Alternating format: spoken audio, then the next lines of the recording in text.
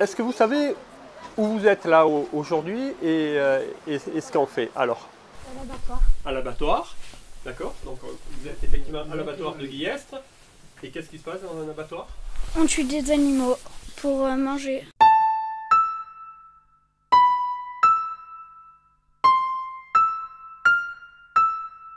Moi je m'appelle Laurent et mon métier, ben, c'est pas de travailler à l'abattoir. Comme tous ceux qui sont là et qui travaillent là, on a tous un autre métier et on est tous des éleveurs. Notre métier c'est de faire naître les animaux. Et on les fait naître pourquoi? Ben, pour nourrir. Et on fait tous au moins 2 voire 3 repas par jour. Et donc on a besoin d'aliments. Donc je sais que vous avez vu qu'il y a plusieurs types d'aliments. Et ben nous, on élève des animaux pour qu'on ait de la viande. Voilà. Mais seulement, il y a une étape importante entre l'élevage et puis votre assiette. Il y a tout notre travail d'éleveur, mais il y a aussi le travail d'abattage et qu'on fait ici.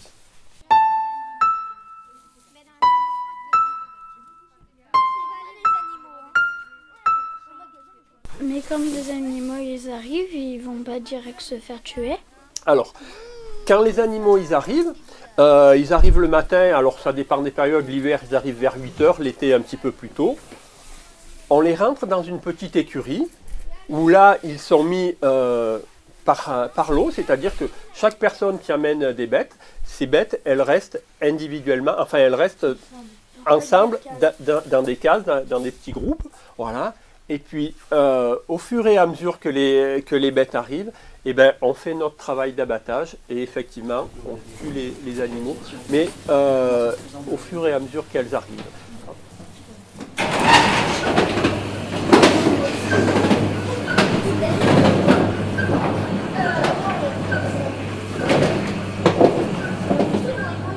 Comment on fait pour tuer les animaux? Alors comment on fait? Le premier acte qu'on fait, c'est on endort la bête pour pas qu'elle sente et pour pas qu'elle souffre. On fait ce qu'on appelle, alors le nom est un petit peu compliqué, c'est une électronarcose, c'est-à-dire qu'on fait un choc électrique pour que la bête perde conscience. Donc ça se présente comme une pince qui vient à ce niveau-là et qui envoie une petite décharge pour anesthésier les animaux.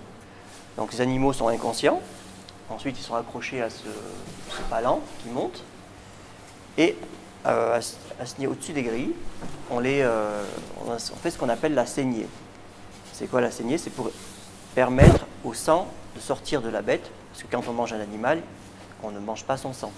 Il est abattu à cet endroit-là et il se vide de son sang sur des crochets qui coulissent sur ces rails jusqu'aux différents appareils qu'on voit derrière. À partir de là, l'animal il est mort. Et tout ce que vous allez voir après, c'est ce qu'on appelle sur des...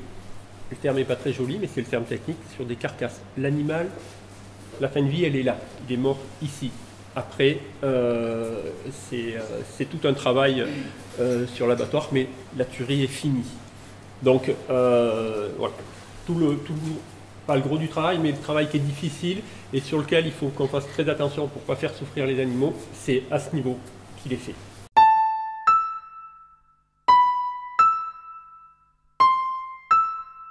Mais pourquoi vous avez eu envie de faire ce métier? C'est un peu dégoûtant de voir les animaux morts. Alors mon métier, c'est pas de travailler à l'abattoir.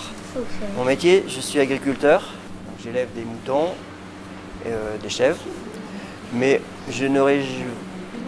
quand j'ai commencé mon métier, je n'aurais pas pensé venir travailler à l'abattoir un jour.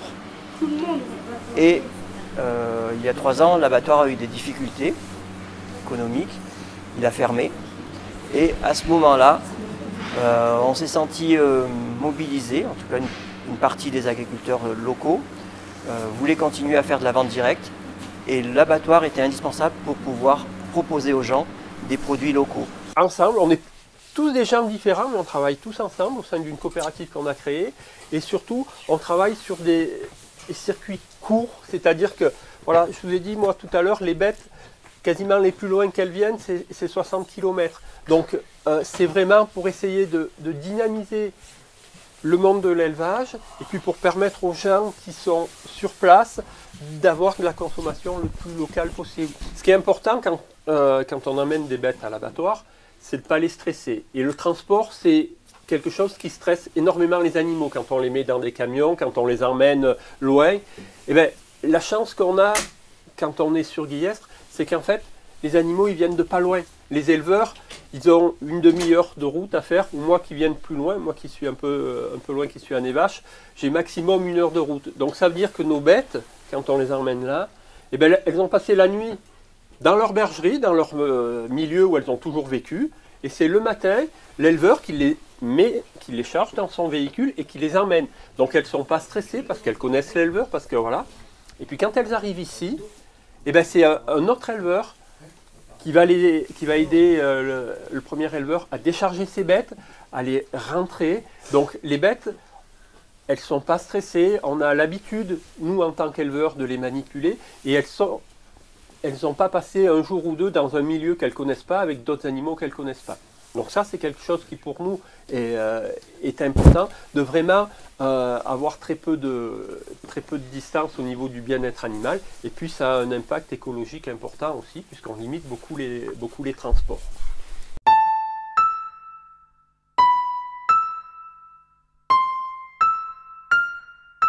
Quel type de viande vous mangez? Du bœuf, Alors on peut manger du bœuf, oui. du cochon, Du cochon, oui. Qui c'est? Allez. du chevreau, Alors du chevreau, oui. du mouton, Du mouton. des agneaux, Nous, on peut abattre des ovins, donc les moutons, agneaux, et puis j'ai entendu agneaux et moutons, donc ça c'est la même chose. On peut abattre les caprins, donc tout ce qui est chèvres et chevreaux, les cochons et les vaches. Voilà. Et les bovins. Voilà. Vous abattez en moyenne combien d'animaux par jour? Ça dépend des jours. Il y a des jours où il y a des petites tueries, on peut avoir une quinzaine d'agneaux. Et puis des jours où on a des grosses tueries. Ça dépend des besoins des agriculteurs, puisque c'est eux qui font la commercialisation. Donc ils ont leurs clients. Ça dépend de ce qu'ils vont nous amener. On fait par espèce. Donc lorsqu'on est sur des ovins ou des caprins, ils se suivent. Après, pour les porcs, c'est un circuit un peu différent et on fait que les porcs. Mais on mélange pas les espèces. Ça évite la contamination entre espèces. Chaque personne a toujours la même machine ou c'est n'importe... On essaie d'être assez polyvalent, de façon que s'il y a une personne qui est malade, on puisse la remplacer. Et ça permet que ça continue à fonctionner. Parce qu'on ne peut pas se permettre de commencer une opération et de s'arrêter en cours de route. Il faut, quand on commence, ça va jusqu'au bout.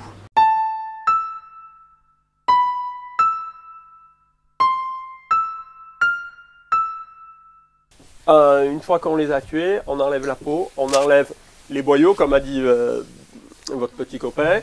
On les pèse et on les met dans des frigos. Et après, il y a toute la chaîne du froid. Parce que ce qu'on n'a pas vu, on va vous l'expliquer en vitesse, c'est que les bêtes, elles sont en carcasse, elles vont passer dans les frigos. Elles vont rester, suivant les agneaux, un peu moins, elles peuvent rester 1 semaine ou même pas, 4-5 jours. Et après, ou bien les paysans viennent les récupérer pour les découper chez eux, les vendre entiers, enfin ils en font ce qu'ils veulent. Ou alors, elle peut passer à l'atelier de découpe, ce qu'on appelle l'atelier de découpe, où il y a un boucher qui vient, qui prend la carcasse sur la chaîne, qui la découpe dans le petit atelier qui est juste là derrière, et après elle est mise sous vide en petits paquets par gigot, voilà, et en petits colis après. Et c'est là que les paysans les revendent comme ils veulent, en petits colis. Donc il y a plusieurs opérations au niveau de la pesée. La première, donc, on vous a peut-être parlé de l'identification des ovins, vous avez peut-être entendu ça, non? Non, c'est un ensemble d'informations qui, de la naissance de l'animal jusqu'à sa mort, et encore après, au-delà, jusqu'à la consommation de l'animal. Chaque animal a un numéro qu'il porte au niveau de l'oreille, une boucle, et ces informations-là suivent l'animal de sa naissance jusqu'à la consommation, jusqu'à au-delà de la mort, parce que la mort c'était avant. Le décès. Jusqu'à la boucherie. C'est ce qu'on appelle la traçabilité. Toi, jours dans la semaine les animaux on part pas. Alors pourquoi on le fait qu'un jour? C'est parce que nous, on a tous notre métier à côté d'éleveurs, on a tous nos fermes, on a tous notre travail. C'est quelque chose qu'on s'est rajouté en plus, pour toutes les raisons qu'on vous a expliquées. Donc, on peut se libérer une journée pour le faire, mais pas plus. Voilà. Et puis, pour avoir quelque chose de local, ça suffit. Il n'y a pas un besoin plus important en abattage. Donc, une journée, c'est suffisant. Et vous êtes effectivement la première classe qu'on reçoit, et c'est très courageux de votre part d'être venu nous voir, parce que, comme on vous l'a dit à plusieurs reprises, c'est pas un endroit qui est très agréable. Mais même pour nous. Et c'est très courageux, et c'est surtout très bien parce qu'au moins vous savez, du début jusqu'à l'assiette, comment ça se passe. Et ça, bravo, parce que fallait avoir le courage de venir.